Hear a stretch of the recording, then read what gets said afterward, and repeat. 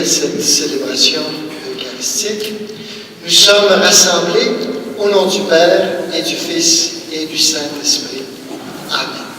La grâce de Jésus-Christ notre Seigneur, l'amour de Dieu le Père et la communion de l'Esprit Saint soient toujours avec vous.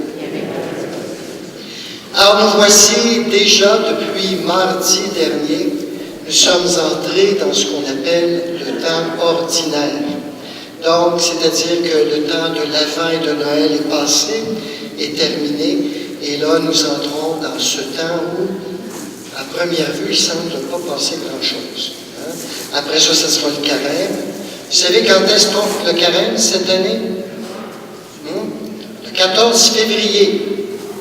Mercredi des Cendres va être le jour de la Saint-Valentin. Alors, vous aurez un choix à faire, comme chrétien. Et par la suite, entrer le carême, et après la fête, la grande fête de Pâques, le temps pascal, et on va reprendre encore le temps ordinaire. Temps ordinaire qui, à première vue, peut-être nous dit temps plate, temps tranquille, et pourtant, on peut vivre des rencontres extraordinaires. On peut rencontrer le Christ durant le temps ordinaire et ça peut changer notre vie. Alors, au début de cette célébration, demandons au Seigneur de nous rendre attentifs aux signes de sa présence dans notre quotidien, dans notre travail de tous les jours, dans le travail à la maison, dans l'éducation des enfants, des petits-enfants. Essayons d'être attentifs aux signes de la présence de Jésus. Au début de notre célébration, reconnaissons que nous ne sommes justement pas toujours attentifs, que nous avons les yeux, les oreilles bouchées, et demandons au Seigneur de nous ouvrir le cœur. Seigneur Jésus, tu viens à notre rencontre. Quand notre cœur surchargé de préoccupations ne sait pas te reconnaître, prends pitié de nous. Ô Christ, tu te révèles à nous grâce à d'innombrables témoins. Quand les distractions nous empêchent de les voir ou de les écouter, prends pitié de nous. Seigneur, tes disciples trouvent en toi la joie de la vie nouvelle. Quand nous restons froids devant le feu qui les anime, prends pitié de nous. Que Dieu, notre Père Tout-Puissant, nous pardonne nos hésitations. Dans sa miséricorde, qu'il vienne jusqu'à nous pour nous conduire avec lui vers la vie éternelle. Et maintenant, ensemble, glorifions notre Dieu en chantant.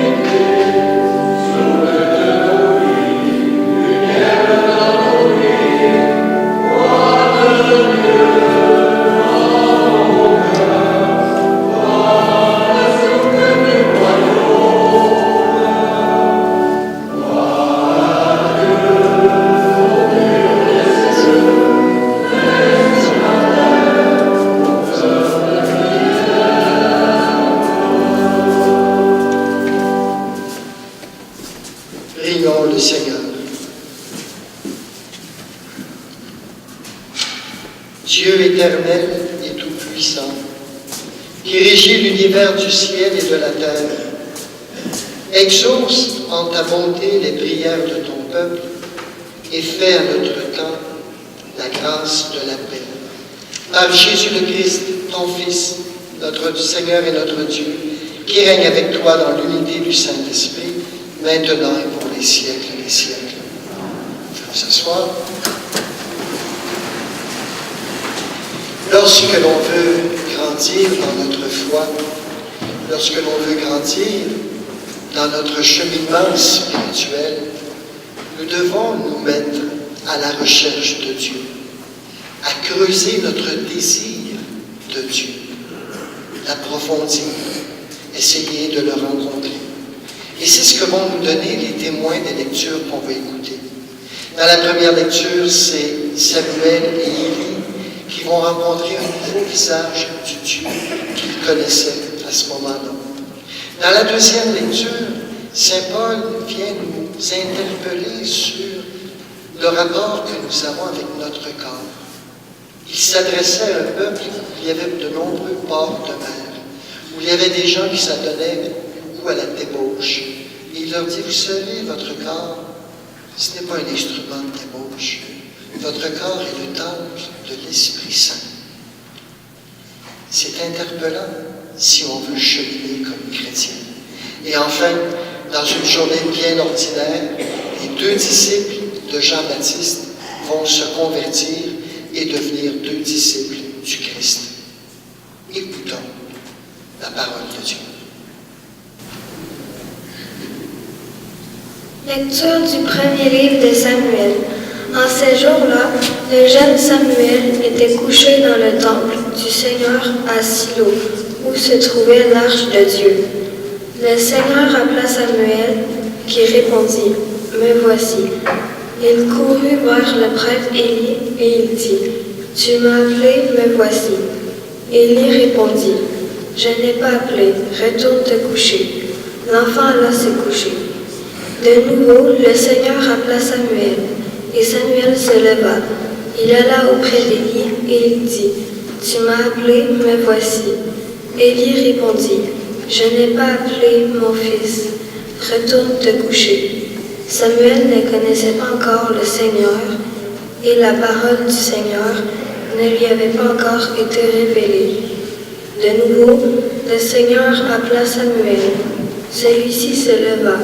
Il alla auprès d'Élie et il dit, « Tu m'as appelé, me voici. » Alors Élie comprit que c'était le Seigneur qui appelait l'enfant, et il lui dit, « Va te recoucher, et s'il t'appelle, tu diras. Parle, Seigneur, ton serviteur écoute. » Samuel alla se recoucher à sa place habituelle. Le Seigneur vint, il se tenait là et il appela comme les autres fois. « Samuel, Samuel !» Et Samuel répondit, « Parle, ton serviteur écoute. » Samuel grandit, le Seigneur était avec lui et il ne laissa aucune de ses paroles sans effet. Parole du Seigneur.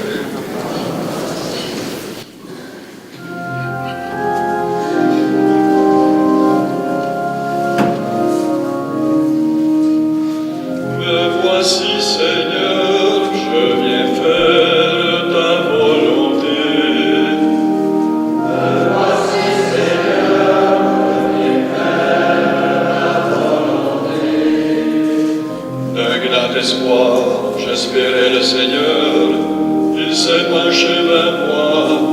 À ma bouche, il a mis un chant nouveau, une louange à notre Dieu.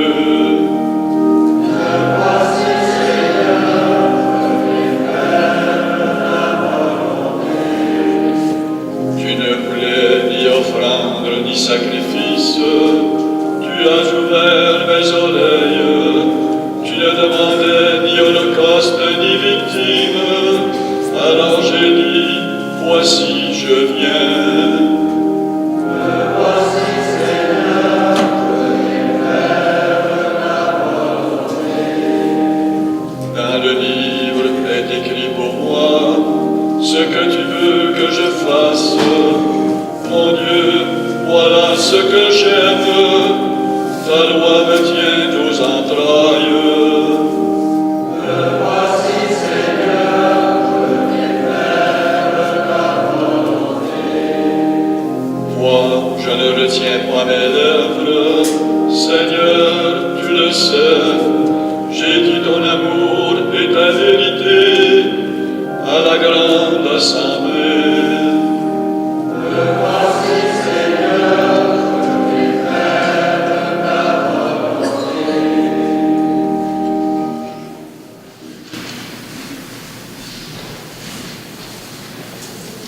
Lecture de la première lettre de Saint Paul, apôtre aux Corinthiens. Le corps n'est pas pour la débauche, il est pour le Seigneur, et le Seigneur est pour le corps. Et Dieu, par sa puissance, a ressuscité le Seigneur, et nous ressuscitera nous aussi. Ne le savez-vous pas? Vos corps sont les membres du Christ. Celui qui s'unit au Seigneur ne fait avec lui qu'un seul esprit. Fuyez la débauche. Tous les péchés que l'homme peut commettre sont extérieurs à son corps. Mais l'homme qui se livre à la débauche commet un péché contre son propre corps. Ne le savez-vous pas? Votre corps est un sanctuaire de l'Esprit Saint, lui qui est en vous et que vous avez reçu de Dieu. Vous ne vous appartenez plus à vous-même, car vous avez été achetés à grand prix. Rendez donc gloire à Dieu dans votre corps. Parole du Seigneur.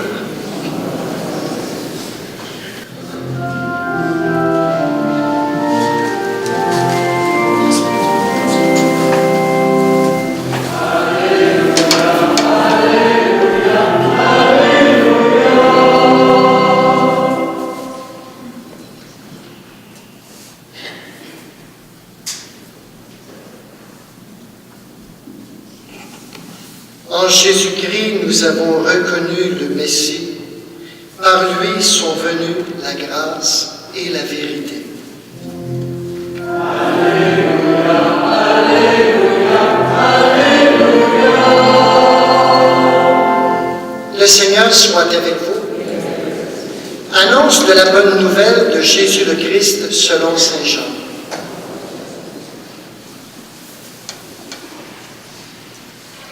En ce temps-là, Jean le Baptiste se trouvait avec 2 de ses disciples.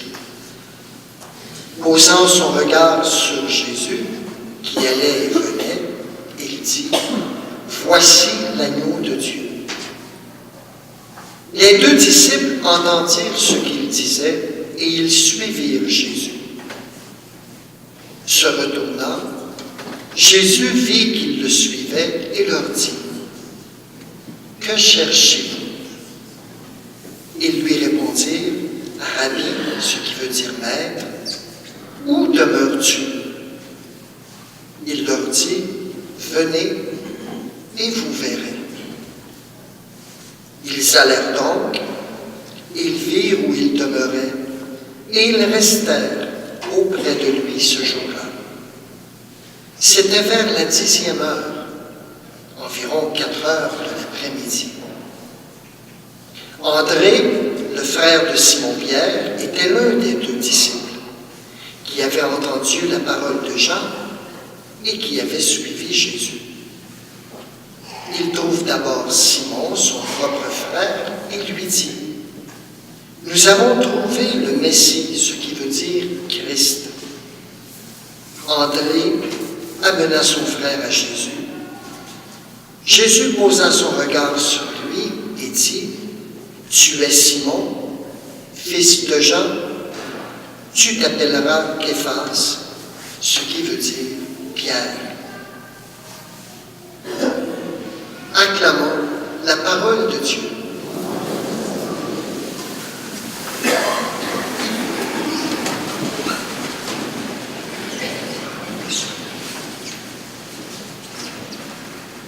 Alors, comme je vous le disais au début de notre célébration, et vous vous en êtes rendu compte, on a pu affaire à un petit Jésus là, qui est emmailloté dans une crèche. Là, Jésus est rendu à 30 ans. Alors, on a fait un saut. On a fait un saut dans le temps. On est entré dans ce temps là, de la vie ordinaire de Jésus. Et ça commence avec Jean-Baptiste. Jean-Baptiste qui, comme à tous les jours, allait faire son activité quotidienne, s'en va sur le bord du Jourdain et il s'en va baptiser des gens pour les préparer, les inviter à se convertir, à abandonner abandonné leur style de vie du passé dans le péché pour se préparer à recevoir le Messie, le Christ.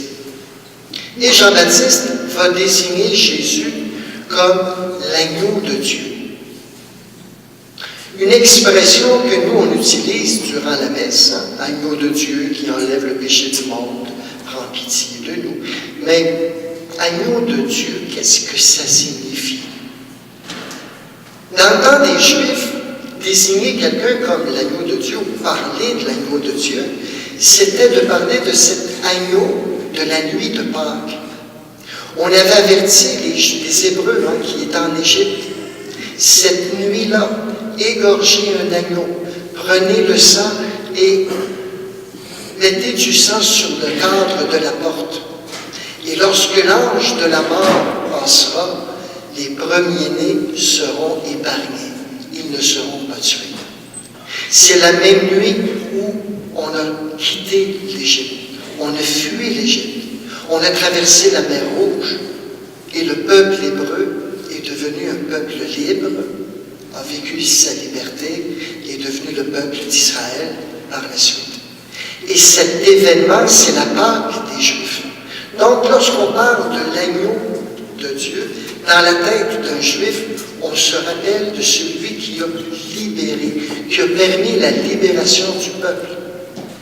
Mais en plus, pour les Juifs, en araméen, c'était la langue de l'époque, sont comme synonymes, agneau et serviteur. Ils ont la même signification, des significations très très proches. Et le serviteur, quand on parle d'un serviteur à un juif, on pense tout de suite au serviteur souffrant, qui est énoncé, celui qu'on amène vers l'abattoir, qui ne dira pas un mot. Une image qu'on associe aussi à Jésus. Alors, lorsque Jean-Baptiste présente à ses deux disciples, Jean et André, voici l'agneau de Dieu, il y a tout ça qui résonne dans leur esprit. Et on le sait, c'est celui qu'on va conduire jusqu'à la croix sans qu'ils disent un mot. Alors ça, c'était suffisant pour eux pour se convertir et voir en Jésus l'agneau de Dieu, le Messie du monde. Et ils se mettent à le suivre. Jésus se rend compte qu'on est en train de le suivre. Et il leur demande, que cherchez-vous? Avez-vous remarqué? Jésus ne va pas prêcher la nouvelle aux deux disciples. Il leur pose une question. Jésus commence, lorsqu'on le rencontre, lorsqu'on vient le rencontrer, il commence par nous poser une question. Qu'est-ce que tu cherches? C'est quoi tu cherches dans la vie? C'est quoi ton plus grand désir? Qu'est-ce qui est le plus important pour toi? C'est quoi le trésor que toi tu veux atteindre, que tu veux obtenir à travers ta vie? Et lorsque nous désirons suivre le Christ, être son disciple, il nous pose d'abord cette question. Que cherches-tu? Que veux-tu vivre? Après, je verrai si je peux te donner, si je peux te donner ce que tu cherches. Et par la suite, les deux disciples vont répondre, où demeures-tu? À quel endroit tu vis? Qu'est-ce que tu fais? Comment tu remplis tes journées? C'est quoi ton message? C'est quoi ton style de vie? Et Jésus leur dit, venez et vous verrez. Jésus continue de les laisser libres de marcher à sa suite. Il les invite, mais il ne les oblige pas. Venez et vous verrez. Alors, une journée qui semblait au départ bien ordinaire, une journée bien du quotidien, pour les deux disciples de Jean-Baptiste, ça a été toute une rencontre. C'est venu changer complètement leur vie. Ils sont devenus des apôtres. Et pourtant, au début, personne n'aurait pu croire qu'ils allaient changer de maître. Jean-Baptiste a été l'instrument choisi par Dieu pour présenter le Christ à ses 2 disciples. Par la suite, ce sont les disciples qui vont parler du Christ à d'autres personnes. André va aller voir son frère, Simon. Il va aller voir Simon et il va lui dire, je pense qu'on a trouvé le Christ. Il va aller voir Simon. Simon rencontre Jésus, puis Jésus lui dit, maintenant, tu t'appelleras plus Simon, tu t'appelleras Pierre. Et sur cette pierre, je vais bâtir mon Église. Je vais bâtir mon projet du règne de Dieu sur toi. Je te fais confiance. Même si tu es un pécheur, même si tu es un gars ordinaire. Voyez-vous, à travers les personnes, Dieu nous interpelle. Et il continue aussi de nous interpeller pour continuer de communiquer sa bonne nouvelle d'amour infini de Dieu pour chacune et chacun de nous. De constater le chemin du bonheur vers lequel il veut nous conduire. Il continue d'utiliser des hommes et des femmes. Quand je regarde dans ma vie, il est passé à travers des hommes et des femmes pour m'inviter à devenir prêtre. Je suis persuadé que c'est l'histoire de la grande majorité d'entre nous.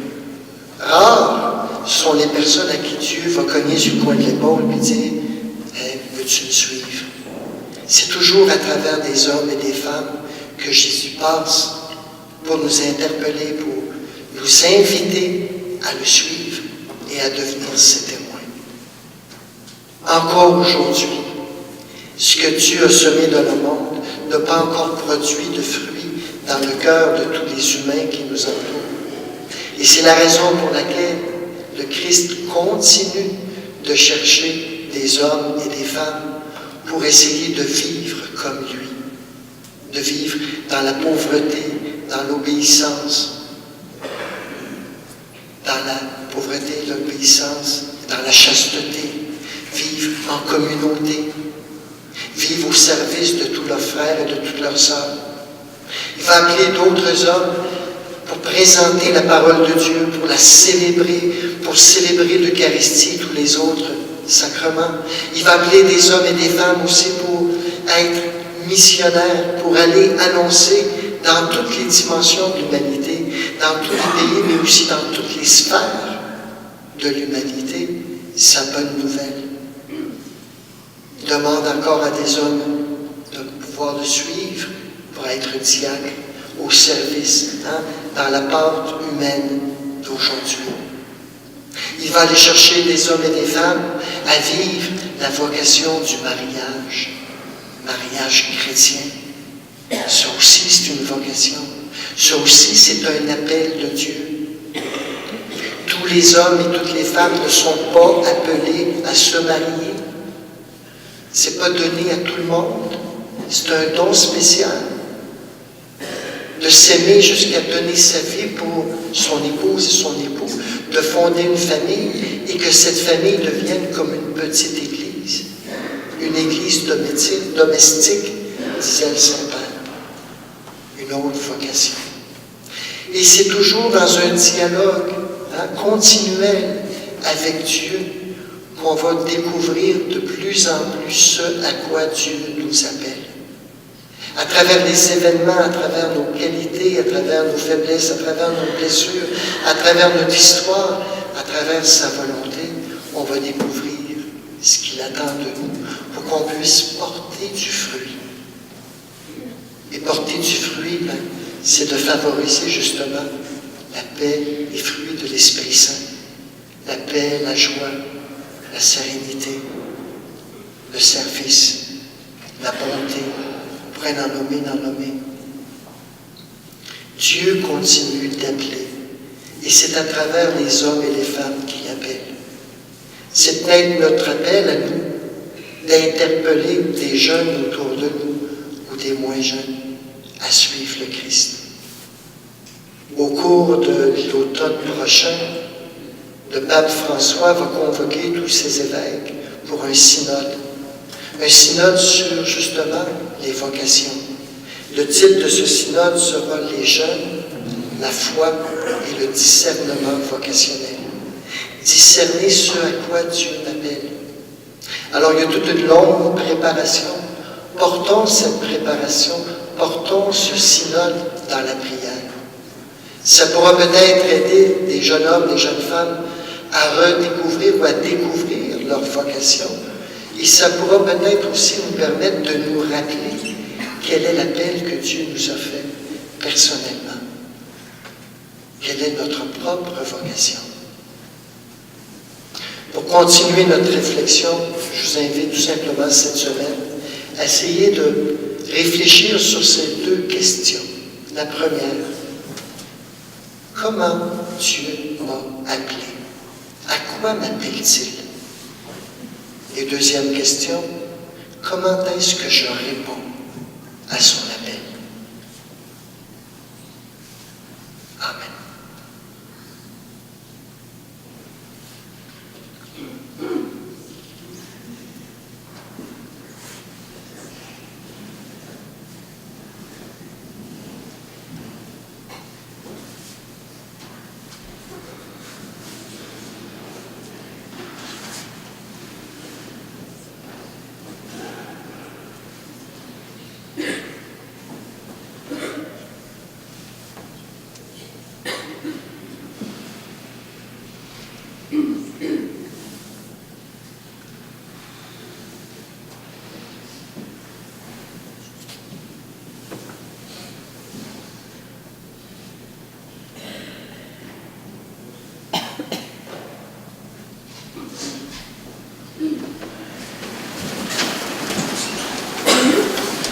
Proclamons notre foi. Je crois en Dieu, le Père Tout-Puissant, Créateur du ciel et de la terre, et en Jésus-Christ, son Fils unique, notre Seigneur, qui a été conçu du Saint-Esprit, est né de la Vierge Marie, a souffert sous Ponce Pilate, a été crucifié, est mort et a été enseveli, est descendu aux enfers, le troisième jour est ressuscité des morts, est monté aux cieux, est assis à la droite de Dieu, le Père Tout-Puissant, d'où il viendra juger les vivants et les morts. Je crois en l'Esprit Saint, à la Sainte Église catholique, à la communion des saints, à la rémission des péchés, à la résurrection de la chair, à la vie éternelle. Amen. Partout dans le monde, des hommes et des femmes sont en quête de Dieu, ont soif de le rencontrer. D'autres se consacrent à témoigner de sa bonté pour l'humanité tout entière. Présentons-les maintenant au Seigneur dans une prière fervente. Et après chacune des intentions, nous répondrons « Reste avec nous, Seigneur ».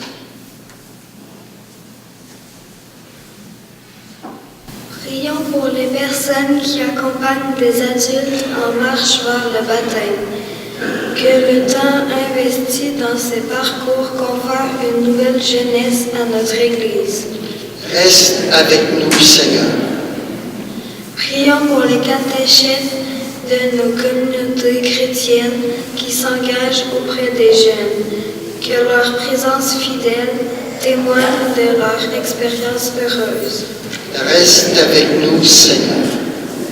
Prions pour les gens engagés en animation spirituelle dans les établissements de santé. Que leur présence révèle la bienveillance de Dieu. Reste avec nous, Seigneur. Prions pour les hommes et les femmes en fin de vie. Que le personnel soignant et les bénévoles imprègnent d'une tendresse divine leur entrée dans la vie éternelle. Reste avec nous, Seigneur. Prions pour les accompagnateurs et accompagnatrices des personnes immigrantes et réfugiées, que leur soutien incarne les valeurs qui sont chères à notre société. Reste avec nous, Seigneur. Portons aussi dans notre prière toutes les personnes qui nous ont demandé de prier pour elles.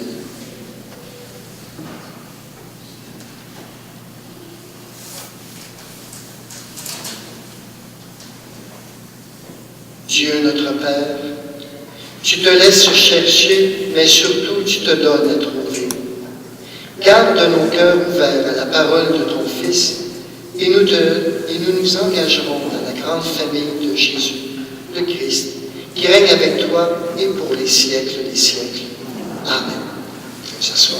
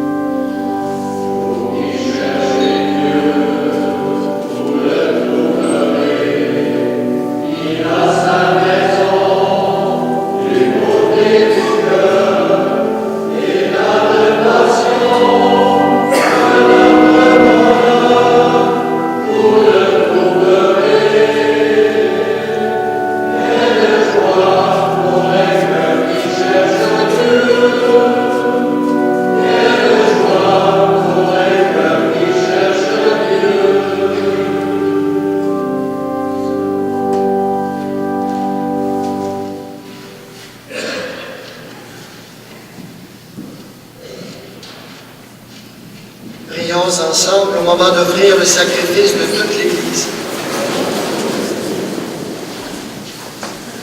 Seigneur, accorde-nous la grâce de vraiment participer à cette Eucharistie, car chaque fois qu'est célébré ce sacrifice en mémorial, c'est l'œuvre de notre rédemption qui s'accomplit par Jésus, ton Fils, notre Seigneur.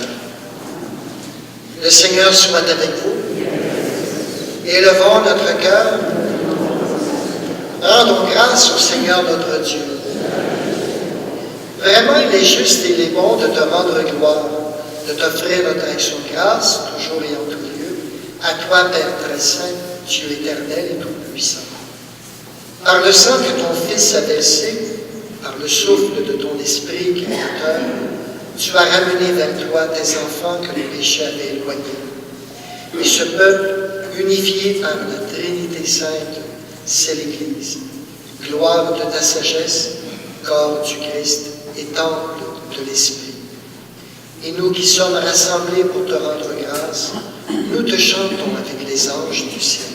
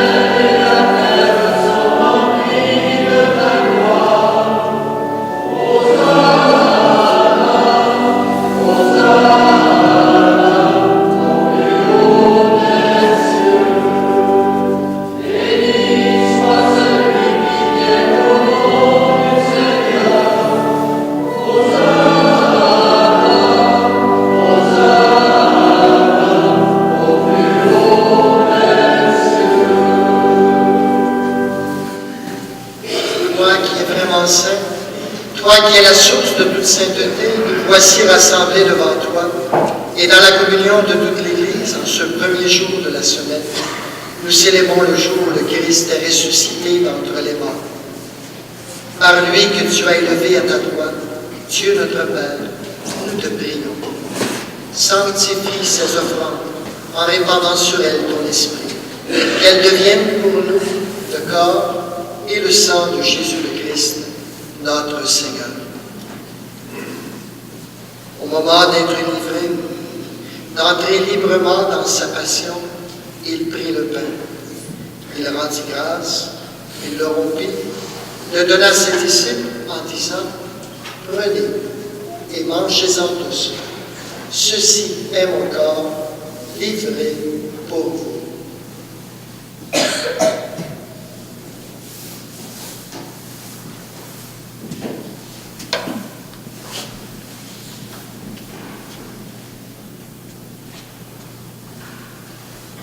De même, à la fin du repas, il prit la coupe.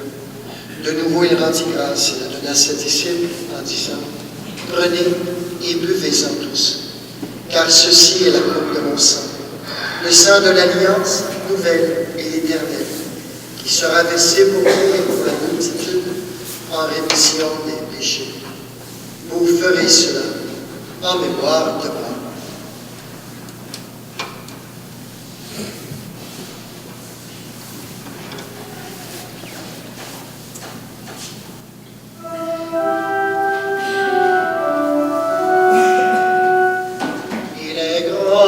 Mystère de la foi.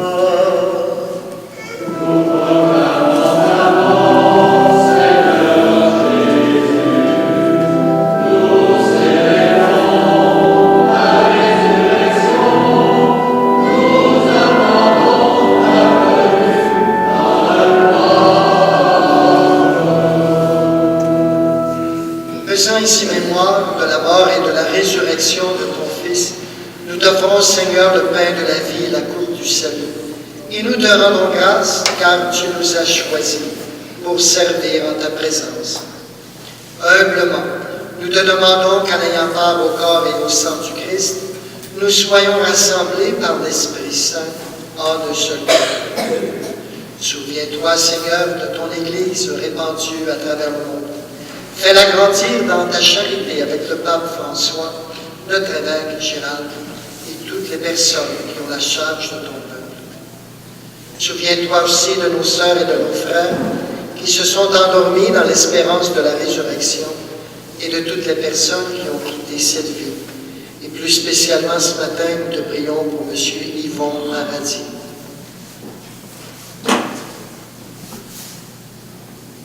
Oui, Père, reçois-les dans ta lumière auprès de toi. Sur nous tous, enfin, nous implorons ta bonté. Permets qu'avec la Vierge Marie, la bienheureuse Mère de Dieu, avec les apôtres et les saints de tous les temps qui ont vécu dans ton amitié, nous ayons part à la vie éternelle et que nous chantions ta louange par Jésus le Christ, ton Fils bien-aimé.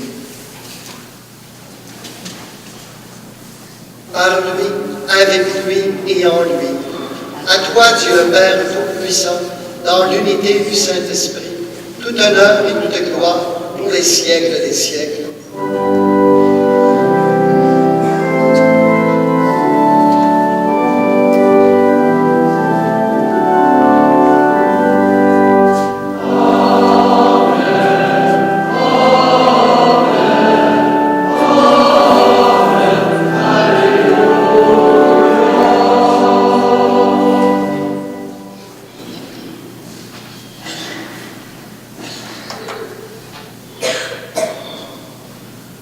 Que cherchez-vous? Demandait Jésus.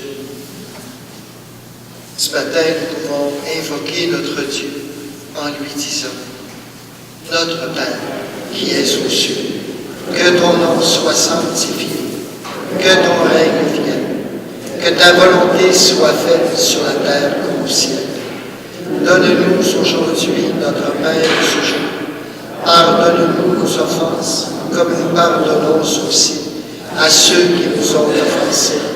Et ne nous soumets pas à la tentation, mais délivre-nous du mal. Délivre-nous de tout mal, Seigneur, et donne la paix à notre temps. Par ta miséricorde, libère-nous du péché. Rassure-nous devant les épreuves. En cette vie, nous espérons le bonheur que tu promets et l'avènement de Jésus le Christ, notre Sauveur.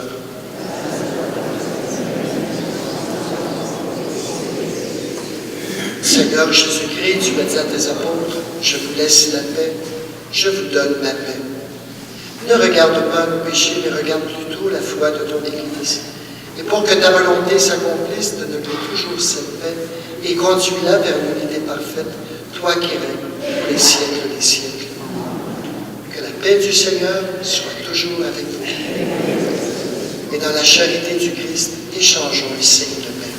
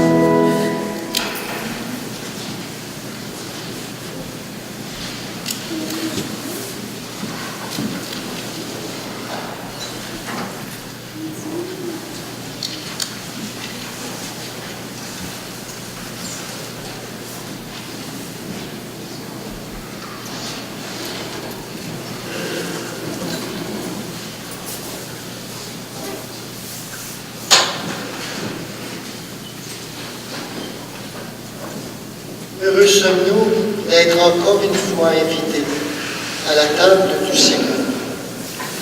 Le voici l'agneau de Dieu qui enlève le péché du monde. Seigneur, je ne suis pas digne de te recevoir, mais dis seulement une parole et je serai guéri.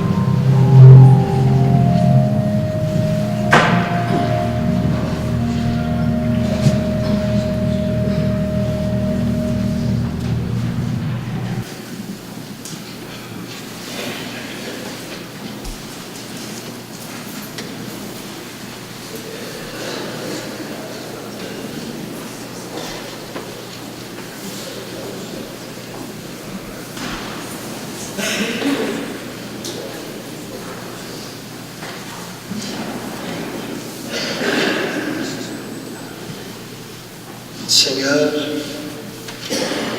pénètre-nous de ton esprit de charité, afin que soient unis par ton amour ceux et celles que tu as nourris d'un même pain. Par Jésus le Christ, notre Seigneur. Amen.